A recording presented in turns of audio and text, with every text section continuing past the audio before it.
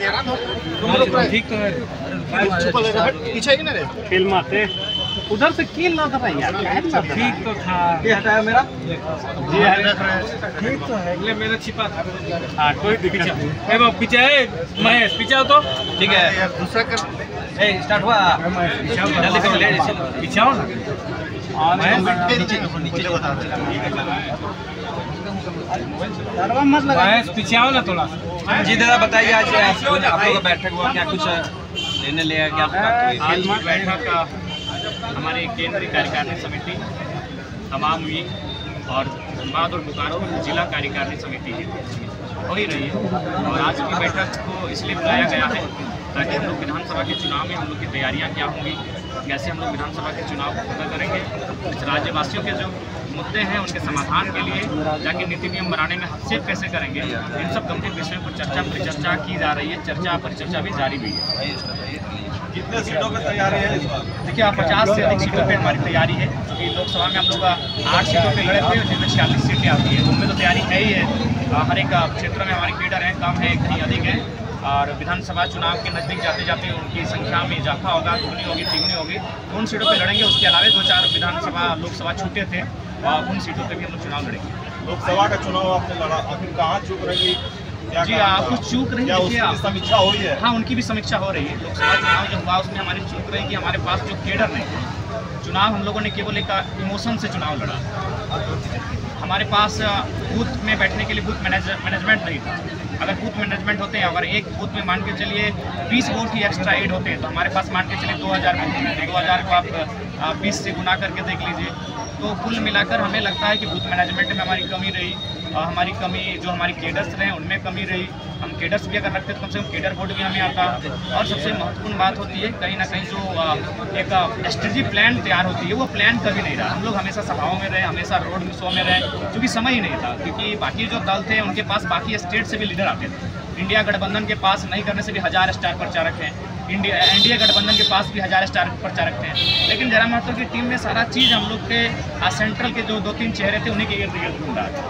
इसलिए थोड़ा सा मैंने साधन संसाधन की कमी, समय का अभाव रहा।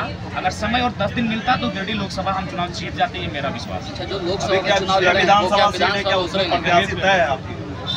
देखिए, अनुमानित प्रत्याशी तय है और बहुत जल्द उनके नामों की घोषणा कर दी जाएगी। धनबाद चूँकि भाजपा का गढ़ रहा, तो ऐसे में आपकी जो वो कहाँ देख रहे हो? देखिए, धनबाद में नो डाउट शहर होने के कारण हम लोग थोड़ा सा है पिछड़े, सत्य को स्वीकार करने में आपत्ति नहीं है। हालांकि हम लोग सरल स्वभाव के हैं, हम लोग कभी कुछ बातों पे स्किप कर जाते हैं, लेकिन हम स्किप नहीं करेंगे, सत्य है। लेकिन हम लोग धनबाद में कुछ ऐसे नेतृत्व को चुन के लाएंगे जो सबको चौंकाएंगे भी और हमारे संगठन को मजबूत भी बनाएंगे। कहाँ करता है वो नाम अगर आप बता पाए तो? देखिए, ये तो तय है कि हम लोग आज उत्तरी छोटा नागपुर की 25 सीटों पे चुनाव लड़ेंगे। जो 7 जिला उत्तरी छोटा नागपुर पे आते हैं, उन तमाम जो 25 सीटें आती हैं, उन 25 सीटों पे हम लोग विधानसभा का चुनाव लड़ेंगे। उन सीटों पे कहीं किंतु परंतु कुछ भी नहीं। गठबंधन भी आप लोग करेंगे क्या? नहीं, गठबंधन नहीं करेंगे। हम लोग अपने दल के आधार पे चुनाव लड़ेंगे। हम लोग किसी गठबंधन की छत्र छाया में चुनाव लड़ने नहीं जा रहे हैं। लोकसभा चुनाव जो लड़े उनको टिकट मिलेगा क्या?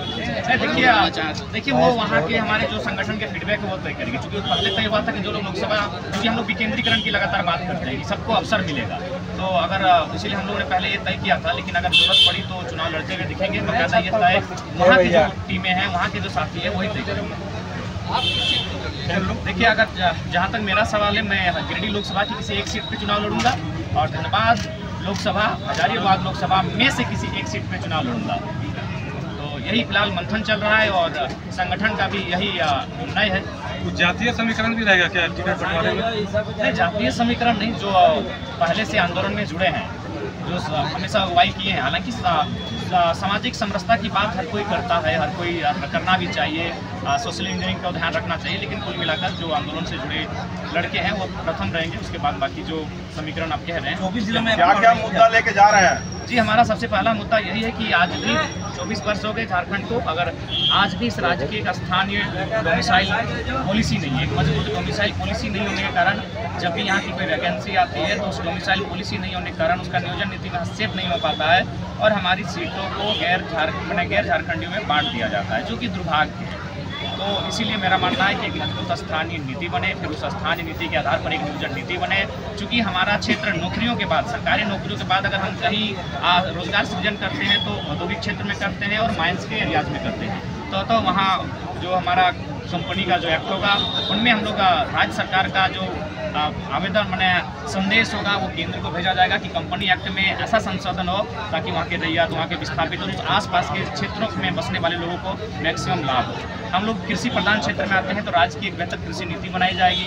यहाँ की जो शिक्षा और स्वास्थ्य है उनको सुदृढ़ किया जाएगा, उनको मजबूत किया जाएगा। आज अगर हम शिक्षा की बात करें तो अगर गाँव में आप चले जाएँ तो 9वीं 10वीं में जो बच्चे आ गए हैं वो भी आज अंग्रेजी की बात करें या हिंदी की बात करें, मतलब बहुत लोग ऐसे भी हैं जो शायद शुद्ध रूप से लिख नहीं पाते हैं। तो शैक्षणिक व्यवस्था भी हमारी कहीं ना कहीं थोड़ा सा बाकी प्रदेशों की तुलना में हम पीछे हैं। तो उसके लिए हमें लगता है जो उपाय करने होंगे, जिन उपकरणों का इस्तेमाल करना होगा, उपयोग करना होगा, उनके माध्यम से हम लोग जाएंगे। अगर स्वास्थ्य की बात करेंगे तो आज हाईकोर्ट बाकायदा कह रही है, रिम्स को फटकार लगा रही है। आपके यहाँ तो NMCH की क्या कहानी है, पत्रकार बंधु आपसे छुपा नहीं है, लेकिन रिम्स की कहानी क्या है वो हाईकोर्ट बता रही है, उनको फटकार लगा रही है कि अगर आपसे नहीं संभलता है तो रिम्स को बंद कर दें। तो ऐसे में हमारे स्वास्थ्य व्यवस्था पर भी सवाल खड़ा है। अब हम लोग राज्य की एक बेहतर स्वास्थ्य नीति बनाएंगे जिसमें किस प्रकार से डॉक्टरों की व्यवस्था होगी, किस प्रकार से बाकी जो उपकरणों की व्यवस्था होगी उस पर हम लोग विशेष ध्यान केंद्रित करेंगे। फंडिंग की कुछ कमी वगैरह का महसूस होती है क्या लोकसभा चुनाव के दौरान? देखिए, अगर हम लोग चुनाव अगर थोड़ा सा भी मतलब बाकी लोग नेता जो जिस प्रकार से जीतना चाहते हैं, अगर जीतना चाहते हम लोग जीत जाते हैं। 1 लाख वोट तो आप 1 लाख मत देखिए, आप देखिए 50,000, अगला का 50,000 लाना था, आप 50,000 आपके तरफ आ रहा है। तो अगर हम लोग वहाँ अगर जनता को बूथ के माध्यम से अगर हम लोग 10-15 लाख भी खर्च करते हैं तो चुनाव हमारे पास होता। लेकिन हम लोगों ने उन सब चीज़ों को सिरे से खारिज कर दिया। लेकिन फिर भी फंडिंग की कमी, इस बात को स्वीकार करना होगा।